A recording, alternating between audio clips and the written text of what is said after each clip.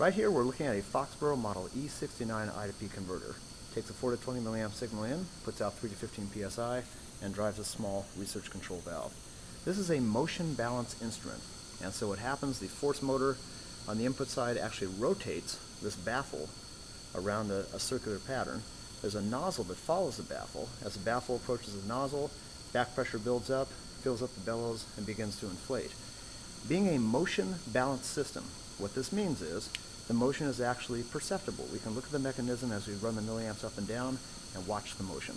So let's go ahead and do this. I'll take a flashlight and aim at the baffle assembly there. All right, go ahead and go up the scale, 0 to 100%. You can see as we go up in 25% steps, that baffle there actually takes on a higher angle. Let's go back down to 0%.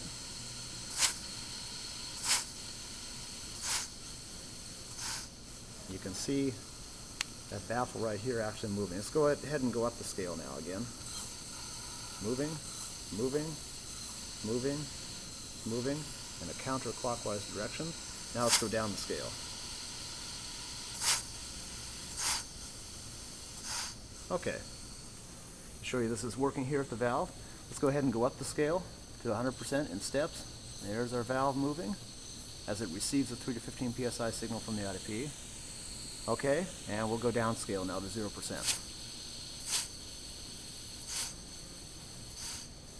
Okay, next stop, we're going to take a look at a force balance instrument. This one here is the Fisher Model 546.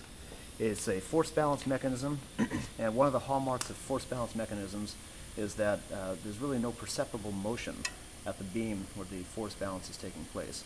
The beam is right here, and they've got a magnetic coil that's energizing and creating a magnetic field acting against a static magnetic field from some permanent magnets, and that reaction force causes a torque and that has to be offset or balanced by a bellows down here.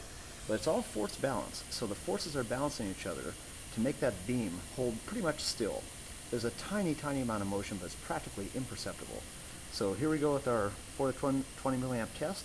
Let's go upward to 100% in steps.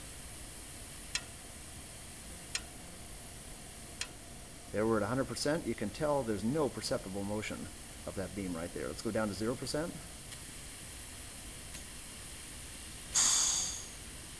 You can hear the air venting, but that beam just isn't moving to any degree that we can see. And just to prove you this pressure is going up and down, we're going to go over here to the control valve and take a look at it move. So let's go up to 100% in steps again. There's 25, 50, 75, and 100. And back down to 0 in steps.